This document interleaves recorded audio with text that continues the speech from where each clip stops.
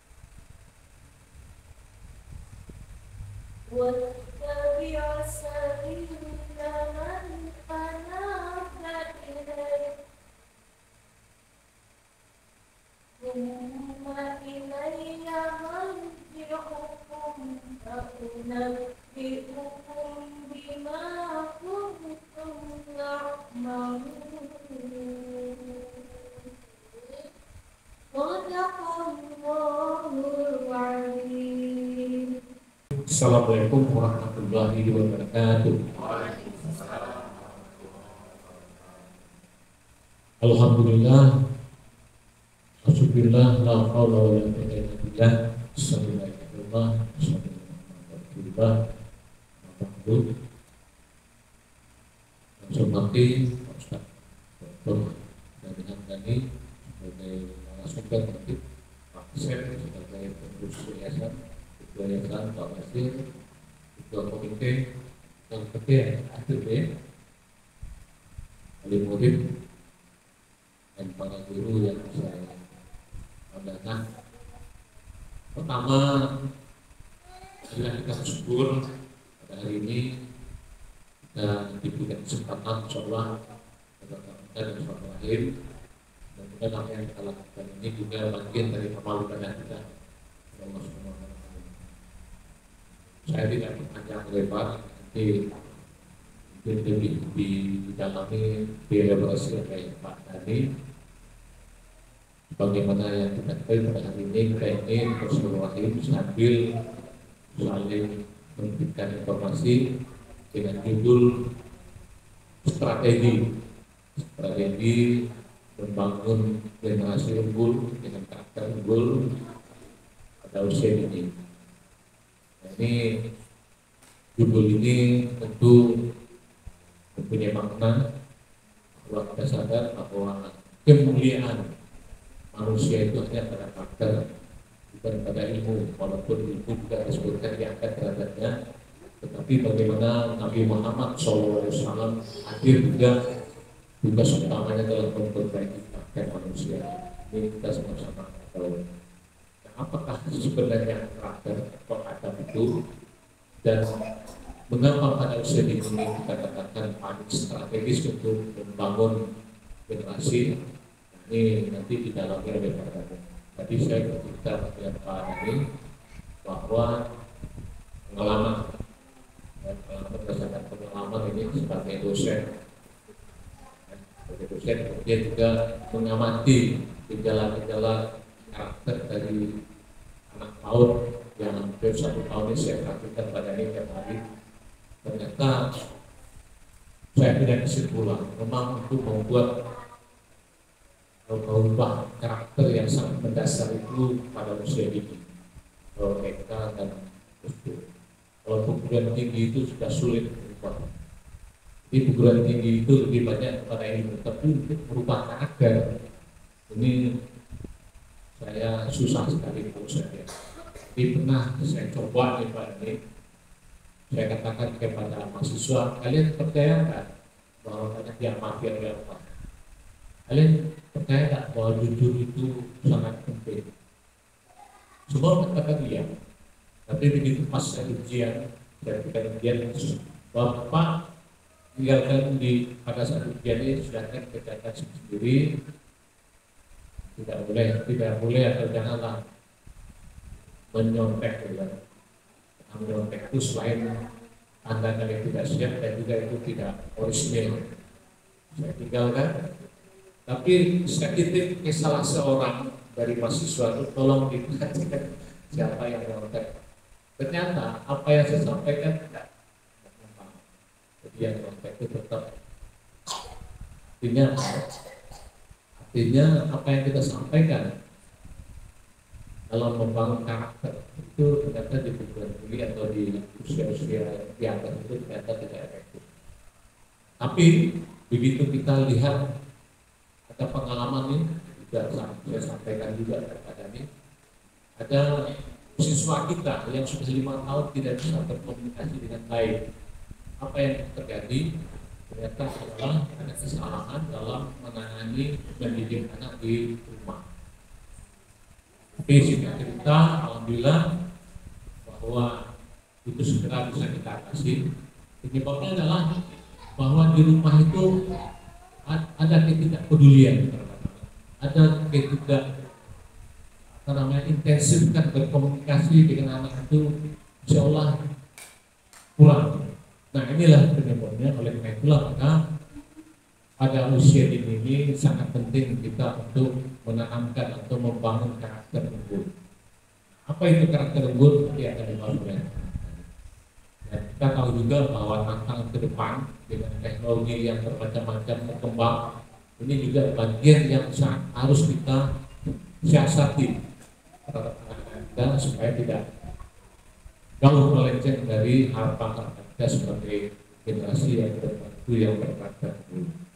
Ini mungkin pengantar dari saya. Jadi mudah-mudahan terima kasih Pak Dhani telah hadir dan apa yang disampaikan tadi nanti mendapat manfaat untuk kita semua, guru, wali murid. Sebenarnya wali murid saya bilang semuanya, tapi dapatnya banyak perhalangan karena undangan. Udah air. Tapi mudah-mudahan apa yang disampaikan oleh Pak Dhani nanti ini akan juga kita sempatkan ke wali murid. Catatan lain mungkin saya pesan saya Pak Dhani ini kebetulan juga nih sebagai usaha yang sudah kondang lah betul ini, dia punya yayasan yang cukup besar juga atau tidak, dan sekarang sudah sampai SMA lah ya. Mulai dari awal juga sampai ke SMA dan kemudian sudah tinggi juga Pak. Dan mudah-mudahan beliau ini juga ada cita-cita lain untuk menjadi anggota DPR RI tahun 2024. Mudah-mudahan kita sukses juga. Kita sama-sama mendukung dia untuk maju ke DPR RI supaya untuk menjadi wakil kita di nasional, aspirasi-aspirasi kita, supaya mudah-mudahan bisa kita salurkan melalui dia. Begitu saja Pak Dhani, lebih kurang saya mohon maaf.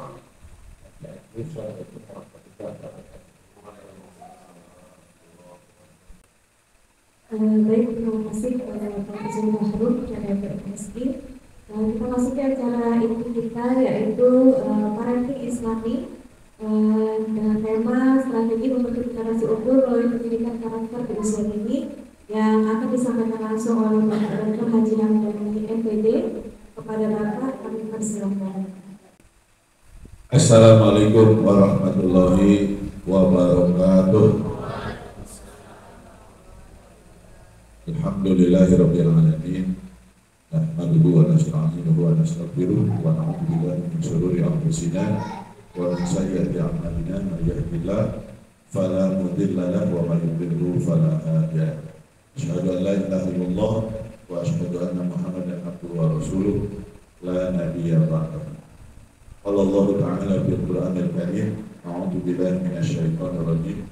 Wa yakhshal ladzina law taraku min khalfihim dzurriyyatan dhi'afa khawfu 'alaihim falyattaqullaha wa yaqulu qawlan sadida.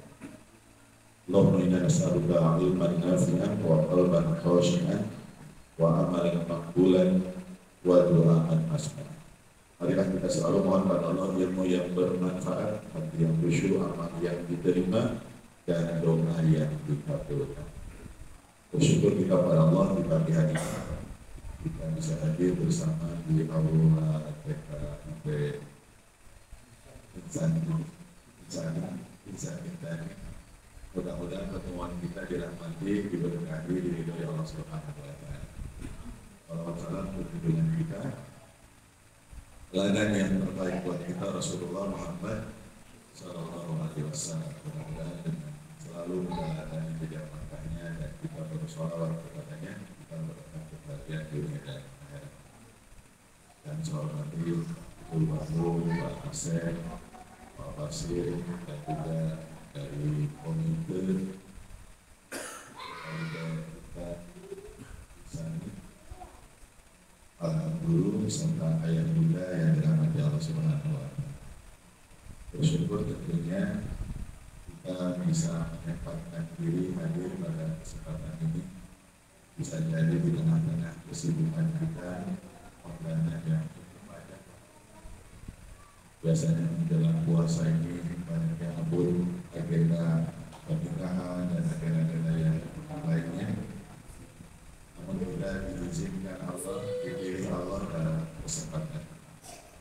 Karena kita hadir di sini, kita bersepakat bahwa pendidikan anak itu adalah yang seharusnya menjadi prioritas utama dalam rumah kita.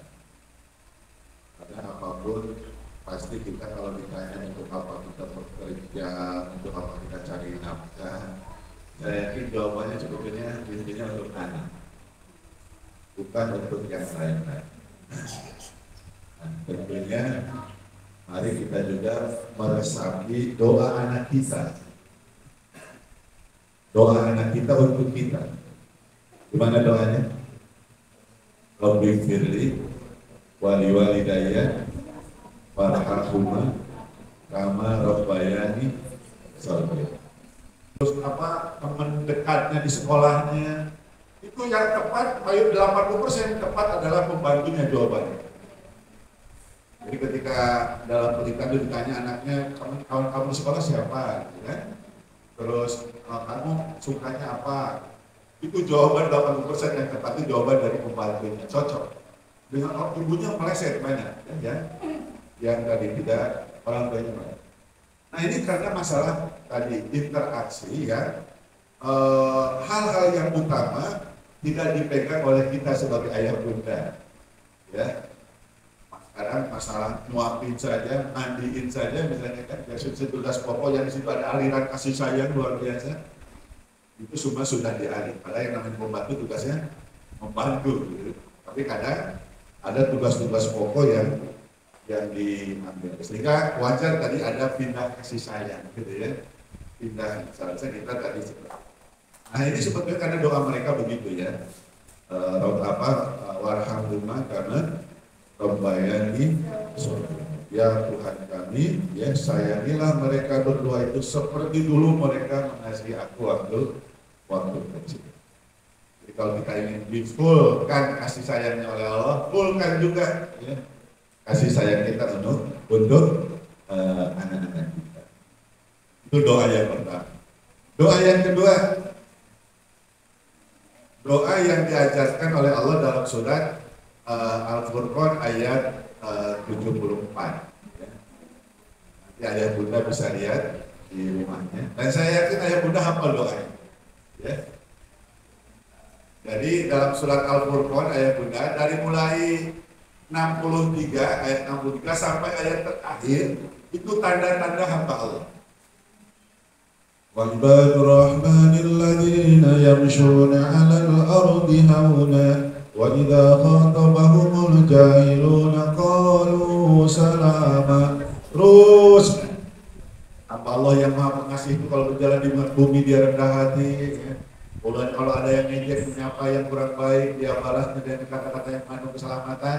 Nah pasti ayat 74-nya hamba Allah itu adalah الَّذِينَ يَقُولُونَ رَبَّنَا هَبْ لَنَا مِنْ أَزْوَاجِنَا وَذُرِّيَّاتِنَا قُرَّةَ أَعْيُنٍ وَجَعَلْنَا لِلْمُتَّقِينَ إِمَامًا. Itu ya. Saya kira bunda apa doa itu? Kalau doa ini dikabul, ini surganya dunia akhirat. Ya. Kalau doa ini dikabul, itu surganya dunia. Karena yang pertama permintaannya adalah terhadap bagaimana anak kita itu berkarakter baik. Rabbana hab lana min azwajina wa dzurriyyatina qurrata a'yun. Ya Tuhan kami, berikanlah kepada kami dan juga kepada pasangan kami dan juga kepada anak cucu keturunan kami kalau dilihat menyejukkan mata. Berarti kan kenapa dia menyejukkan mata kalau dilihat? Karena karakternya baik. Kan gitu ya, akidahnya benar, ibadahnya baik, akhlaknya terpuji. Jadi implikasi dari doa itu ada dua, ya. Ada qurrata a'yun, ada imamul muttaqin. Tapi memang tadi memadukan antara benar, pintar, segar. Disesuaikan dengan zaman kita dulu menjadi anak, ya. Dan ini sangat berbeda. Misal contoh sederhana saja. Dulu kita waktu kecil, mungkin Pak Zul, Pak Asep, ya, saya atau ibu ayah bunda sekalian, itu permainan rata-rata fisik, ya, petak umpet, mungkinnya main kelereng, main layar, rata-rata fisik, casting, gitu kan, rata-rata fisik. Maka pendekatan dengan fisik, misalnya kita dulu dijewer, biasa aja, nggak bermasalah. Karena terbiasa dengan fisik. Tapi anak kita sekarang semuanya sentuhan pemain itu, ya, sentuhan semua game online, PlayStation, itu semuanya sentuhan.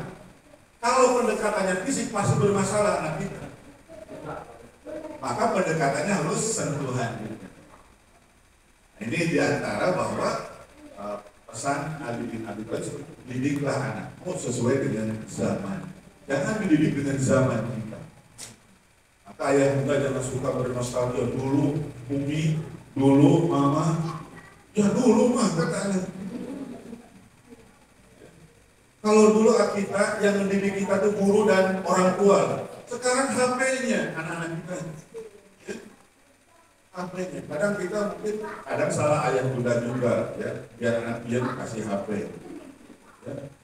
Begitu anak sudah sibuk dengan HP, kita suruh nggak mau, kita marah. Ini kadang ada yang seperti itu. Jadi banyak yang perubahan yang harus dilakukan. Makanya kepada para guru juga, ya, haram lagunya aku masih seperti yang dulu. Ya. Karena semuanya berubah. Dan cenderung di negeri yang penjajah lama itu kurang kreatif. Karena dari penjajahan, itu seperti itu. Karena saya mengadakan pelatihan kreativitas untuk para guru TK. Hanya hampir 100 orang. Yang pertama kali disuruh sebelum mulai materi menggambar pemandangan selama 3 menit. Dan selesai ditanya, siapa yang gambarnya gunung? Semuanya gunung. Yang gunungnya buah, angkat tangan semua. Yang ada pohon kelapanya, yang ada danaunya, yang ada.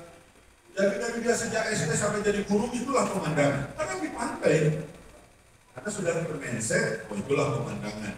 Gunung dua, ada danaunya, ada jalannya, ada sawahnya, ada burung, ada matahari. Begitu. Kemudian setelah itu disuruh lagi fungsi pensil, tuliskan fungsi pensil.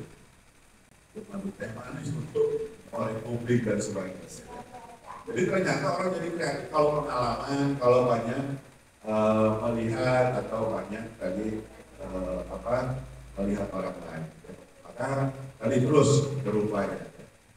Kita pun para guru juga selalu melakukan ATM, ya, amati, tiru, modifikasi, terus sehingga ada proses perbaikan. Nah, karena semua orang itu senang dengan hal yang baru. Misalnya para guru, anak kita tidak akan baca pesan-pesan, ya, misalnya kita buat tulisan-tulisan tuh, ya.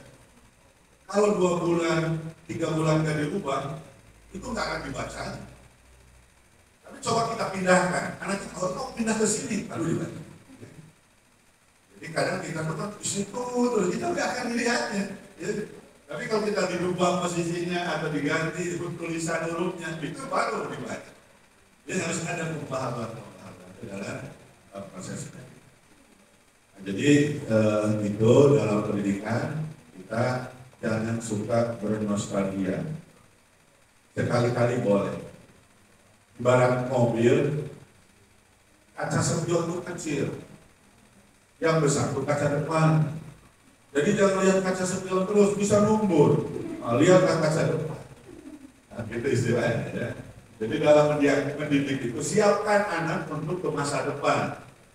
Bukan pendidikan yang disiapkan untuk masa ini, ke masa depan anak kita tuh, ya. Mungkin ada di antara bapak ibu, ayah bunda pengalaman, kita belajar ini ternyata pas kita gilirannya nggak dipakai lagi. Saya dulu ingat belajar komputer itu kan, pakai rumus-rumus, paucat segala macam. Pas sudah lihai dan pintar, muncul window yang tinggal klik-klik aja. Jadi kadang ilmu, kita tuh bisa mempersiapkan anak kita itu untuk, ya, masa depan, ya. Apa nanti masa depan di mana, sehingga berkalanya sudah cukup. Kemudian ayah bunda yang dirahmati Allah Subhanahu wa Ta'ala, kita sebetulnya punya kesepakatan yang dipesankan oleh Allah.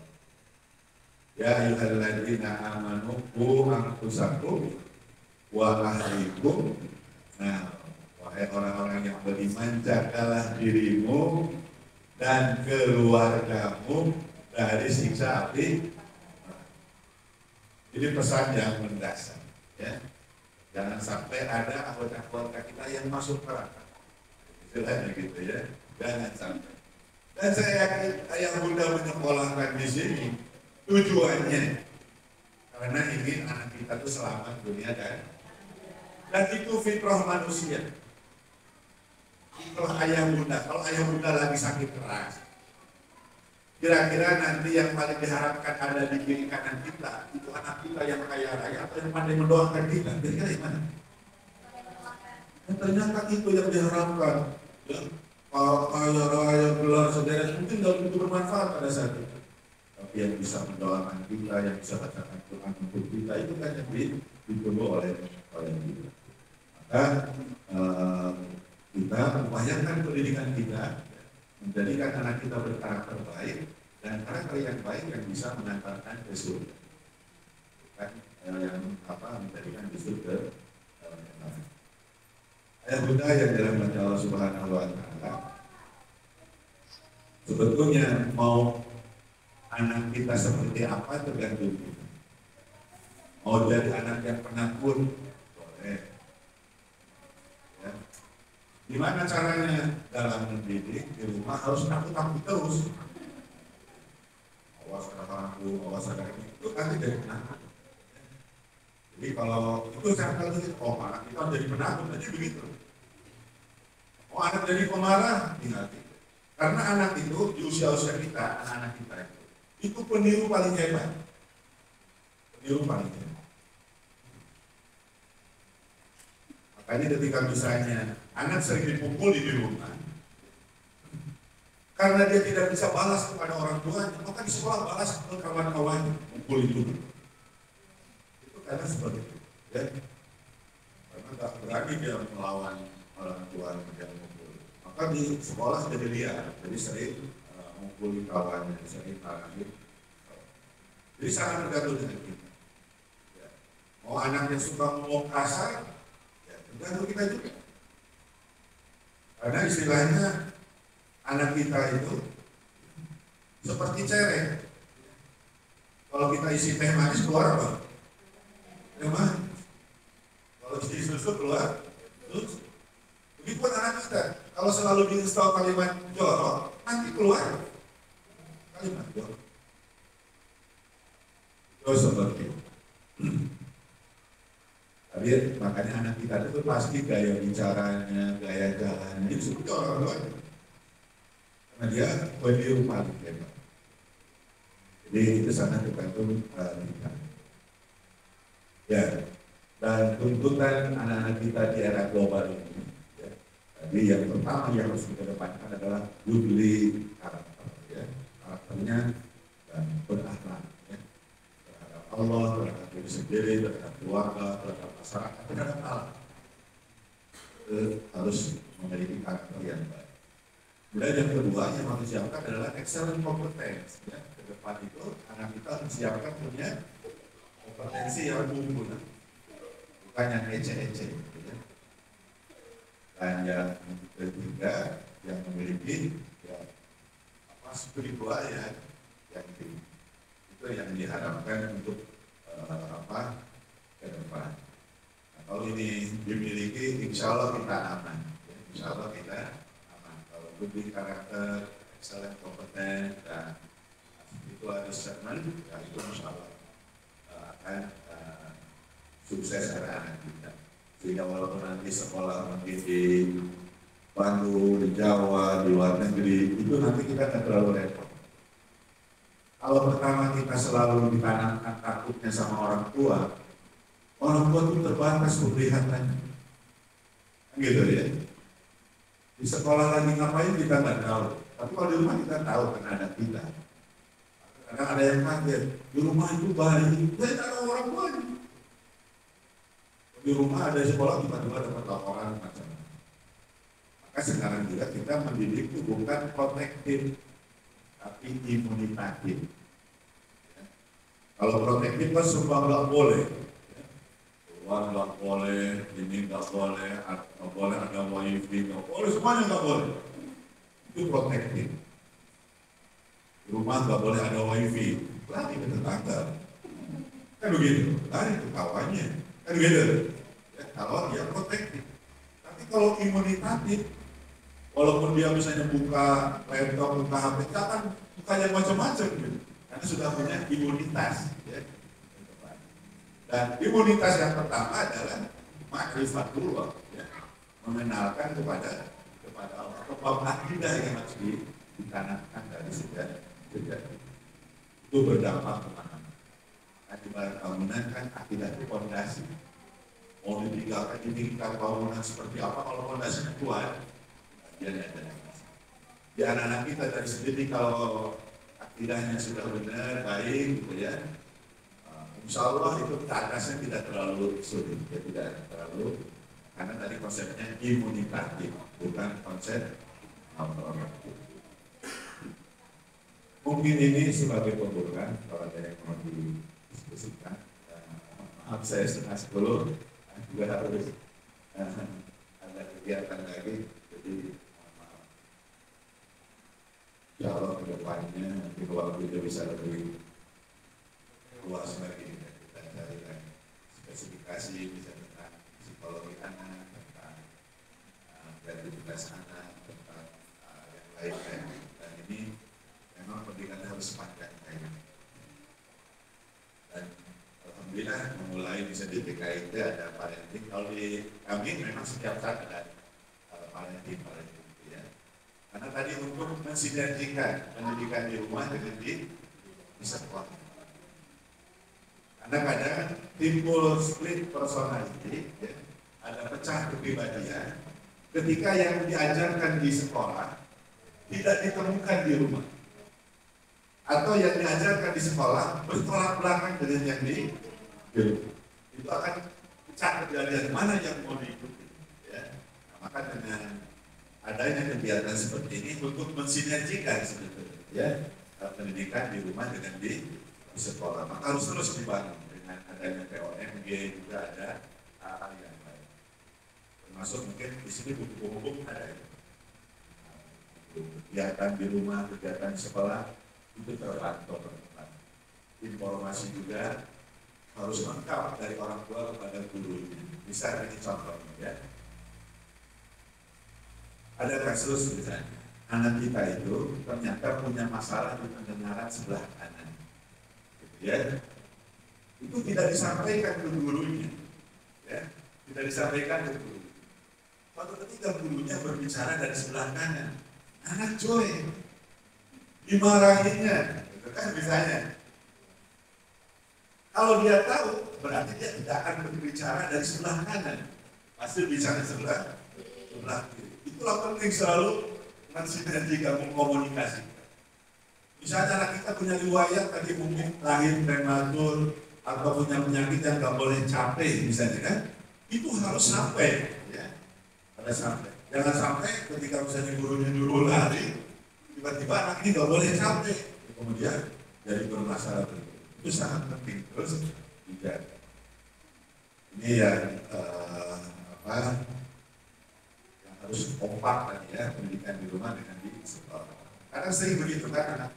Mamanya nyuruh jujur misalnya, tapi mencontohkan kebohongan. Misalnya, kalau jujur ya nggak boleh bohong. Kemudian tidak lama, nah kalau ada yang nanya mama bilang mama nggak ada gitu ya. Nah kan di sisi lain nyuruh jujur, di sisi lain contohkan kebohongan. Pas begitu tamunya datang, nah ada mama. Kata mama kalau ada tamu bilang mama nggak ada. Karena disuruh jujur gitu ya. Disuruh jujur.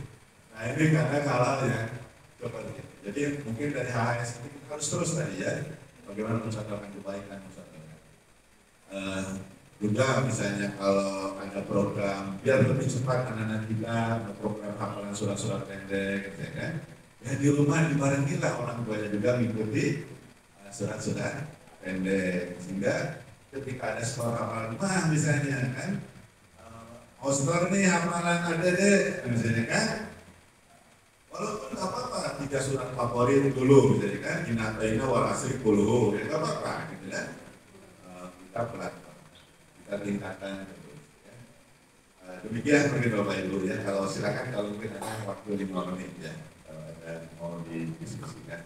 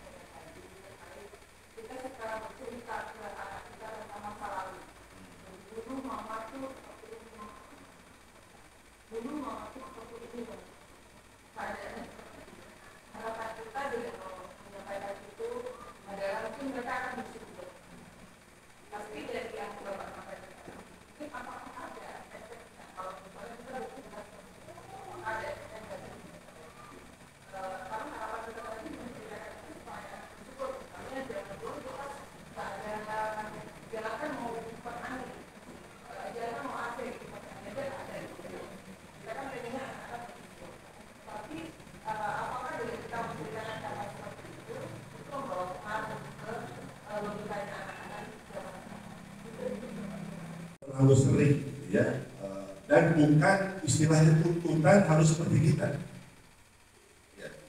Kan seringnya kadang-kadang tuntutan dulu ngomong kamu misalnya kan gitu. Nah, itu kan kalau ada tuntutan kalau itu, tapi kalau untuk tadi pelajaran supaya dia itu kan jadi masalah. Sekali-kali nengok kaca spion itu sekali-kali itu panduan ketika agak belok, yang penting jangan lihat kaca spion terus. Mama itu dikasih jajan cuma 100 perak, kan? Kamu ini jajan terus, kan? Itu kan tuntutan. Kadang kita cukup apa? 100 perak sekarang mah, kan? Dulu mama jalan 5 kilo, kamu harus jalan sekarang 5 kilo. Kan di rumah motor ada 3, gitu kan? Masa disuruh jalan, ya kan? Artinya, kalau sekedar untuk panduan, jadi ya supaya tidak terlalu melesetkan. Sekali-kali, tapi jangan sampai itu adalah menjadi tuntutan. Kamu juga harus seperti mama, kan beda. Kemudian juga, makanya dalam hal memanjakan juga itu tidak berlebihan, ya, tidak berlebihan. Karena sekarang kan ada salah satu kecerdasan yang rata-rata dimiliki oleh orang sukses itu adalah adversity quotient, ya. Kecerdasan ketahan malangan. Jadi ternyata rata-rata orang sukses itu pernah menderita.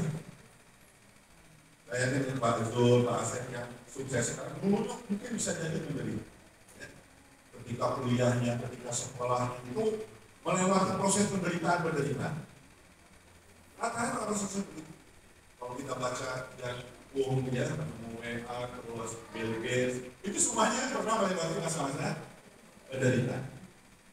Dan itu jangan kamu dengan penderitaan.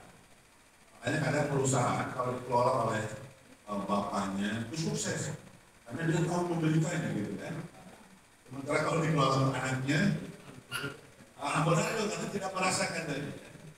Jadi dalam memanjakan juga kita perlu mendidik juga dalam bentuk yang tadi ya, kemandirian,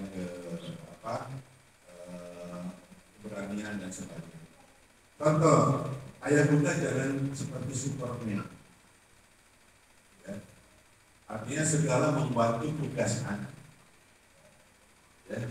Itu nanti nggak mandiri. Apa-apa nunggu mama, apa-apa nunggu ayah. Karena mama ketika misalnya ada tugas atau kalau di SD atau SMP ada tugas dari sekolah, langsung nanya mamanya, langsung dijawab dibantu. Nanti dia apapun mau nunggu mama. Tapi kalau misalnya dia ada tugas dari sekolah, kata mamanya biasanya lihat di sini, kita lihat sama-sama yuk. Misalnya ada di buku ini, ada di atau sekarang di direktur, kita sama-sama yuk lihat yuk. Nanti anak kalau ada apa-apa masalah mama itu kalau ada masalah ada tugas dulu sini, dia tugas sendiri mandiri.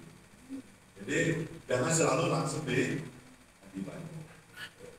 Termasuk anak kurang kreatif juga begitu. Baru mau naik pohon, jangan naik pohon. Atau jatuh juga nggak akan apa-apa gitu pohonnya tingginya. Jadi anak tidak ini karena serba jangan juga bebas. Jadi ya. Jadi intinya seperti itu ya. Jadi silahkan kita sebagai tadi bentuk bahwa butuh kesungguhan, tapi jangan sampai menuntut dia seperti itu. Kemudian ayah bunda juga kita jangan sampai membandingkan. Ini paling tidak disukai. Ya. Anak kita itu dibanding-bandingkan itu paling tidak suka. Dan jangankan anak kita. Dan nggak mesti kita dibandingkan dengan anak orang lain. Anak kita sendiri, dalam misalnya anak kita ada 3, 2, atau 4 ya, itu pasti beda-beda semuanya. Jangan sampai tuh lihat kamu, itu paling. Kan pernah ada 2 orang tua dibunuh oleh anak bungsunya ya, dan kakaknya semuanya dibunuhnya juga di Medan dulu ya. Gara-gara orang tua suruh lihat kamu ya, si bungsu ini paling gak sukses itu urusan dunianya. Itu dendamnya ya kepada kakaknya, kepada bunda. Jangan sudah. Ya jangankan anak-anak lah. Istri aja, suami aja nggak suka dibanding. Karena ada kawan, ya.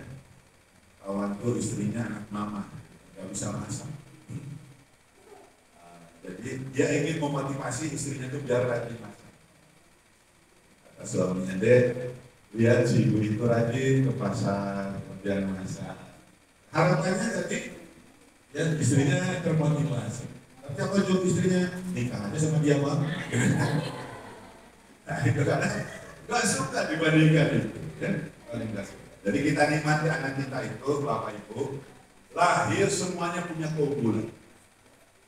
Lahir, karena kan jutaan sel tuh yang membuahi sel telur ya, yang jadi satu kan, pasti yang unggul, ya pasti yang. Tinggal kan ada 9 kecerdasan ya, nah, tinggal nanti dikembangkan. Jadi jangan dipaksa bukan pandai terbang, jangan dipaksa burung pandai berenang. Ya. Masing-masing punya keunggulan yang kita kembang. Demikian, kayaknya ya, insya Allah. Sudah ada yang tunggu lagi. Hari ini full sampai malam. Demikian insya Allah lain waktu ya. Dan saya tadi bersedia kemanapun dan bukan menjelang 5 tahun ya, karena kami setiap saat ya, dari mulai ujung mumpung tahun bahkan ada pilkada atau pilek ada. Kita karena tugas kita untuk selalu berupaya tadi menyebarkan pengalaman. Ya. Kita dulu TK-nya Aula Guna itu cuma 7 orang juga siswa ya, 7 orang. Terus sekarang alhamdulillah sudah sampai SMK ada 3.200 sisanya. 200 sudah mulai PAUD sudah 2, SD sudah 2, kemudian SMP, SMA dan sama yatim, kami sampai Quran, terus seperti itu. Dan kita mempersilahkan semua orang untuk datang ke tempat kita. Maka ada dari kemarin dari Lombok, bahkan ya dari Jambi, dari Palembang, dari Lampung, dari Pekanbaru, belajar di tempat kita silakan. Karena nggak mungkin membangun umat sendirian. Dan kita memang tidak ada cabang yayasan, karena kita inginnya walaupun yayasannya berbeda-beda, tapi dalam koridor standar mutu yang sama. Demikian Bapak Ibu, Ayah Bunda, terima kasih Pak Guru, Pak Asep, Pak Asep, dan juga kelompok besar mereka berbicara. Mudah-mudahan terus kita dan mudah-mudahan Ayah Bunda anaknya soleh dan salehah bermanfaat bagi kedua orang tua Indonesia bangsa dan agamanya. Mudah-mudahan di generasi emas yang jadi para pemimpin di dunia dalam anak-anak kita yang sudah dipersiapkan dari sejak ini. Bagaimana menjadi generasi yang benar, pintar, dan sedang. Demikian saja, ada salah dan kurang mohon maaf. Wabillahi taufiq. Assalamualaikum warahmatullahi wabarakatuh.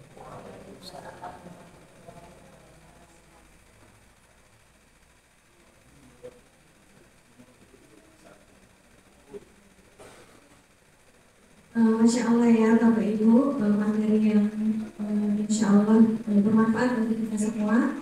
Tentunya tadi kita bisa mendengarkan bahwa ternyata pentingnya ilmu dan indahnya Islam itu kalau dipadukan bisa menghasilkan generasi yang unggul ya. di mana Bapak sampaikan tadi untuk mendapatkan anak yang kurang ayun atau menunjukkan pandangan itu tentunya kita harapkan anak-anak kita semua baik akhlaknya, baik akidahnya, baik juga ibadahnya tadi ya yang seperti sudah disampaikan. Tentunya tadi untuk mendapatkan itu bagaimana tentunya kita kembalikan seperti bagaimana Rasulullah mendidik menciptakan generasi yang luar biasa, generasi para sahabat tentunya pada waktu itu. Bagaimana tentunya dengan mendekatkan anak kita kepada Al-Quran agar apa yang kita harapkan dan tujuan kita dapat tercapai, generasi yang unggul, kemudian berkarakter atau berakhlakul karimah sesuai dengan tuntunan Islam. Semoga apa yang Bapak sampaikan tadi bisa bermanfaat untuk kita semua, dan tentunya kita berharap tidak sampai di sini saja ya Pak ya, masih banyak mungkin materi-materi lain yang kita tentunya belum tahu atau kita butuhkan dalam mendidik anak-anak kita di rumah. Insya Allah dari yayasan juga tadi sudah berbicara bahwa akan ada program lanjutan dari ini. Atas kehadirannya Bapak Ibu, atas kehadirannya kami ucapkan terima kasih sekali lagi kepada Bapak Ibu yang sudah hadir. Kurang lebih kami mohon maaf.